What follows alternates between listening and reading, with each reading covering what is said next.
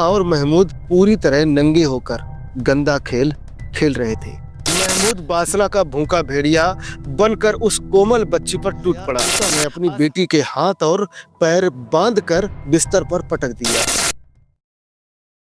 बात 21 अक्टूबर 2019 की है। मध्य प्रदेश के धार जिले के थाना बगदून के टीआई आनंद तिवारी अपने ऑफिस में बैठे थे, तभी उनके पास एक महिला आई। उस महिला के साथ 12-13 साल की एक किशोरी भी थी। महिला के साथ आई किशोरी काफी डरी हुई थी। अनीता नाम की महिला ने टीआई को बताया कि इस लड़की के साथ बहुत ही घिनौना कृत्य किया गया है। महिला की बात को समझकर थाना प्रभारी ने तुरंत एसआई रेखा वर्मा को बुला लिया। रेखा वर्मा ने उस महिला व उसके साथ आई लड़की से पूछताछ की तो उनकी कहानी सुनकर वह आश्चर्यचकित रह गई। वह सोच में पड़ गई कि क्या कोई माँ ऐसी भी हो सकती है। उन दोनों ने पूछताछ के बाद महिला एसआई रेखा वर्मा ने टीआई आनंद तिवारी को सारी बात बता दी। सुनकर टीआई भी बुरी तरह चौंके। प्रारंभिक पूछताछ में थाने आई किशोरी ने बताया था कि वह कक्षा 6 में पढ़ती है। पिता मांगीराम की मौत के बाद माँ 4 भाई बहनों के साथ रहकर मेहनत मजदूरी करती थी, लेकिन 4 साल पहले माँ ने तब मजदूरी करनी छोड़ दी जब उसकी दोस्ती मटन बेचने वाले महमूद से हुई। तब से महमूद अक्सर उसके घर आने जाने लगा। पीड़ित बच्ची ने आगे बताया कि महमूद के आने जाने पर माँ सब भाई बहनों को बाहर के कमरे में बैठाकर खुद उसके साथ कमरे में अंदर चली जाती थी। ऐसा कई बार होने लगा तो मैंने एक दिन चुपचाप झांक कर देखा, माँ और महमूद पूरी तरह नंगे होकर गंदा खेल खेल रहे थे। मैंने माँ को इस बात के लिए मना किया तो उसने उल्टा मुझे डांट दिया और खामोश रहने की हिदायत दी। उस लड़की ने आगे बताया कि 15 अक्टूबर को महमूद शाम को हमारे घर आया तो माँ ने मुझे उसके साथ पीछे के कमरे में भेज दिया। उस कमरे में महमूद मुझसे अश्लील हरकतें करने लगा।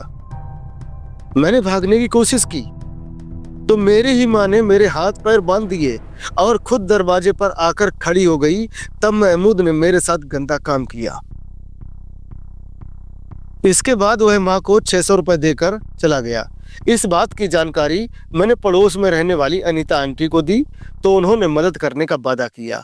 आज फिर महमूद हमारे घर आया और मुझे पकड़कर पीछे के कमरे में ले जाने लगा, जिस पर मैं माँ और उसकी पकड़ से छूटकर बाहर भाग आई। काफी देर बाद जब घर वापस लौटी तो मेरी माँ ने मेरे साथ मारपीट की, जिसके बाद मैं आंटी को लेकर थाने आ गई। पड़ोस में रहने वाली अनीता के साथ आई मासूम बच्ची के झूठ बोलने की कोई संभावना व कारण नहीं था, इसलिए टीआई आनंद तिवारी ने उसी वक्त मासूम किशोरी का मेडिकल परीक्षण करवाया, जिसमें उसके साथ दुष्कर्म किए जाने की पुष्टि भी साबित हो गई है। इसके बाद टीआई ने किशोरी की आरोपी माँ ऊषा और उसके आशिक महमूद शाह के खिलाफ बलात्कार एवं पॉक्सो एक्ट का मामला दर्ज करके इस घटना की जानकारी एसपी धार आदित्य प्रताप सिंह को दे दी, जबकि वह स्वयं पुलिस टीम लेकर आरोपियों की गिरफ्तारी के लिए निकल गए। दोनों आरोपी घर पर ही मिल गए। आधे घंटे में पुलिस 30 वर्षीय ऊषा और उसके 42 वर्षीय आशिक महमूद को हिरासत में लेकर थाने लौटाई। पूछताछ की गई तो पहले तो माँ और उसका आशिक दोनों बेटी को झूठा बताने की कोशिश करते रहे, लेकिन थोड़ी सी शक्ति दिखाने पर उन्होंने सच्चाई बता दी। उनसे पूछताछ के बाद जो हकीकत सामने आई उसने माँ शब्द पर ही ग्रहण लगा दिया। कोई कल्पना भी नहीं कर सकता था कि एक माँ ऐसी भी हो सकती है। मध्य प्रदेश के धार जिले के पीतमपुर गांव की रहने वाली ऊषा के पति मांगीराम की अचानक मौत हो गई थी। पति के मौत के बाद ऊषा के सामने बच्चों को पालने की समस्या खड़ी हो गई। उसके 4 बच्चे थे। 30 वर्षीय ऊषा को किसी तरह घर का खर्च तो चलाना ही था, लिहाजा वह मेहनत मजदूरी करने लगी। जवान औरत के सिर से अगर पति का साया उठ जाए तो कितने ही लोग उसे भूखी नजरों से देखने लगते हैं। यह कोई अलग बात नहीं है। ऊषा पर भी तमाम लोगों ने डोरे डालने शुरू कर दिए। इसी दौरान खूबसूरत ऊषा पर मटन की सप्लाई करने वाले महमूद शाह की नजर पड़ी। महमूद का बगदून में पोल्ट्री फार्म था। अपने फार्म से वह ढाबे और होटलों में मटन सप्लाई करता था। महमूद ऊषा के नजदीक पहुंचने के लिए जाल बुनने लगा। इससे पहले महमूद गरीब घर की ऐसी कई लड़कियों और महिलाओं को अपना शिकार बना चुका था। वह जानता था कि गरीब औरतें जल्दी ही पैसों के लालच में आ जाती हैं। उसने काम के बहाने ऊषा से जान पहचान बढ़ाई और उसके बिना मांगे ही उसे मटन देने लगा। ऊषा ने जब उससे कहा कि वह पैसे नहीं चुका पाएगी तो उसने कहा कि कभी मुझे अपने घर बुलाकर मटन खिला देना, मैं समझ लूंगा कि मेरे सारे पैसे वसूल हो गए। ऊषा खुश हो गई। उसने उसके लिए मटन बनाकर रखा, लेकिन महमूद नहीं आया। अगले दिन ऊषा ने महमूद से शिकायत की तो उसने कोई बहाना बना दिया और फिर किसी दिन आने की बात कह दी। अब वह मटन के साथ उसे खर्च के पैसे भी देने लगा। इस तरह ऊषा का उसके तरफ झुकाव होने लगा। महमूद ऊषा की बातों और मुस्कुराहट से समझ गया कि वह उसके जाल में फंस चुकी है। लिहाजा एक दिन वह दोपहर के समय ऊषा के घर चला गया। उस समय ऊषा के बच्चे सरकारी स्कूल में पढ़ने गए हुए थे। महमूद को घर आया देख ऊषा खुश हो गई। महमूद उससे प्यार भरी बातें करने लगा। उसी दौरान दोनों ने अपनी हरकतें भी पूरी कर ली। हालांकि महमूद शादीशुदा और 2 बच्चों का पिता था, लेकिन ऊषा ने जिस तरह उसे खुश किया उससे वह बहुत ज्यादा प्रभावित हुआ। इसके बाद उसे जब भी मौका मिलता वह ऊषा के घर चला जाता। कुछ महीनों बाद उसके कहने पर ऊषा ने मजदूरी करना भी बंद कर दिया। उसके घर का पूरा खर्च महमूद ही उठाने लगा। वह भी दिन भर महमूद के साथ बिस्तर में पड़ी रहने लगी। ऊषा की बड़ी बेटी 12-13 साल की थी। माँ के साथ महमूद को देखकर वह भी समझ गई थी कि माँ किस रास्ते पर चल रही है।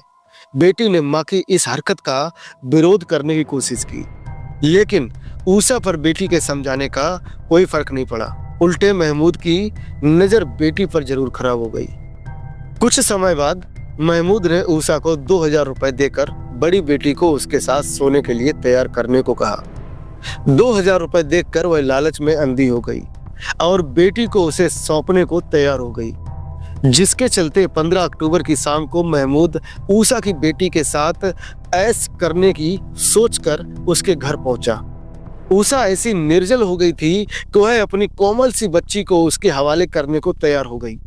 महमूद के पहुंचने पर ऊषा ने बेटी को महमूद के साथ बात करने के लिए कमरे में भेज दिया। उसे देखते ही महमूद उस पर टूट पड़ा तो वह रोने चिल्लाने लगी। यह देख बेदर्द ऊषा कमरे में आई और बेटी की चीख पर दया दिखाने की बजाय उल्टा उसे समझाने लगी, कुछ नहीं होगा, थोड़ा सा प्यार कर लेने दे। तू महमूद को खुश कर देगी तो यह तुम्हें लैपटॉप और मोबाइल दिला देंगे। इस तरह उस माँ ने अपनी बेटी से बोला। बच्ची डर के मारे रो रही थी। वह नहीं मानी तो बेहया ऊषा ने अपनी बेटी के हाथ और पैर बांधकर बिस्तर पर पटक दिया। इसके बाद महमूद को अपनी मन की करने का इशारा करके वह कमरे के दरवाजे पर बैठकर चौकीदारी करने लगी। महमूद बासना का भूखा भेड़िया बनकर उस कोमल बच्ची पर टूट पड़ा। असहाय और मासूम बच्ची दर्द से कराती रही, लेकिन ना तो उस दानव का दिल पसीजा और ना ही जन्म देने वाली माँ का। उसके नाजुक जिस्म को लहूलुहान करने के बाद महमूद मुस्कुराते हुए उठा और अपने कपड़े पहनने के बाद ऊषा को 600 रुपए देकर दूसरे दिन फिर आने को कहकर वहां से चला गया। बच्ची अपने शरीर से बहता खून देखकर डर गई तो ऊषा ने उसे डांटते हुए कहा, नाटक मत कर, हर लड़की के साथ पहली बार यही होता है, तो इससे मरेगी नहीं, 1-2 दिन में सब ठीक हो जाएगा। दूसरे दिन हवस का भेड़िया बनकर महमूद फिर आया, पर ऊषा ने उसे समझाया कि बच्ची अभी घायल है, 2-4 दिन उससे मुलाकात नहीं कर सकते। इस पर महमूद ऊषा के संग कमरे में कुछ समय बिताकर चला गया। इधर डर के मारे बच्ची कांप रही थी। वह सीधे आंटी अनीता के पास पहुंची और उनसे मदद की गुहार लगाई। 21 अक्टूबर को ऊषा ने फिर अपनी बेटी को महमूद के साथ कमरे में भेजने की कोशिश की, जिस पर वह घर से बाहर भाग गई। लौटने पर ऊषा ने उसकी पिटाई की तो उसने अनीता आंटी को सारी बात बताई। इसके बाद अनीता बच्ची को लेकर थाने पहुंच गई। पुलिस ने कलयुगी मां उषा और उसके प्रेमी महमूद से पूछताछ के बाद कोर्ट में पेश कर जेल भेज दिया। यह घटना न केवल दिल दहला देने वाली है, बल्कि यह हमारे समाज की सबसे भयावह सच्चाई को भी सामने लाती है। एक माँ की ममता ऐसे कैसे मर सकती है कि वह अपनी ही बेटी को हवस के भेड़ियों के सामने फेंक दे? यह सवाल हर इंसान को झकझोर कर रख देता है। अब कुछ बेहद गंभीर और अचंभित कर देने वाले सवाल जो हमें सोचने पर मजबूर करते हैं। आप इस मामले पर क्या सोचते हैं, ये हम भी जानना चाहते हैं। क्या एक माँ की ममता इतनी भी कमजोर हो सकती है कि वह चंद पैसों के लिए अपनी ही संतान का सौदा कर दे? यह पतन कहां जाकर रुकेगा? दूसरा सवाल, क्या हमारी न्याय व्यवस्था और कानून ऐसे अपराधों के लिए वाकई उतने कठोर हैं कि पीड़िता को न्याय मिल सके और भविष्य में ऐसा कोई अपराध करने से पहले अपराधी 1000 बार सोचे? तीसरा सवाल, अगर वह बच्ची अपनी आंटी के पास मदद के लिए नहीं जाती तो क्या यह अपराध जारी रहता? कितनी ही मासूम बच्चियां ऐसी यातना झेल रही होंगी, लेकिन चुप्पी और डर के कारण सामने नहीं आ पा रही होंगी। चौथा सवाल, क्या हमें लड़कियों को सेल्फ डिफेंस और गुड टच बैड टच जैसी शिक्षा बचपन से ही नहीं देनी चाहिए ताकि वे ऐसे खतरों को पहचान कर खुद को बचा सकें? अब एक आखिरी सवाल, महमूद जैसे बहसी दरिंदे सिर्फ उषा जैसी मजबूर और लाचार महिलाओं का शिकार ही करते हैं, बल्कि समाज की और भी कितनी बच्चियों की जिंदगी तबाह कर चुके होंगे? ऐसे अपराधी कितने और हैं जो खुलेआम घूम रहे हैं? इस बच्ची को तो न्याय मिल जाएगा, लेकिन मानसिक और शारीरिक तौर पर जो घाव उसे मिले हैं, क्या वे कभी भर पाएंगे? उसका भविष्य कैसा होगा? क्या हमारा समाज उसे अपनाएगा या फिर ताने ही देगा? अपनी राय कमेंट में जरूर दीजिएगा। अगर आपको यह वीडियो जरूरी लगा हो तो लाइक करें, शेयर करें और चैनल को सब्सक्राइब करें ताकि ऐसी तमाम महत्वपूर्ण खबरें और ऐसी रियल घटनाएं आप तक पहुंचती रहें। चलिए मिलते हैं किसी दूसरी घटना के साथ, तब तक के लिए इजाजत दीजिए। नमस्कार, जय हिंद, जय भारत।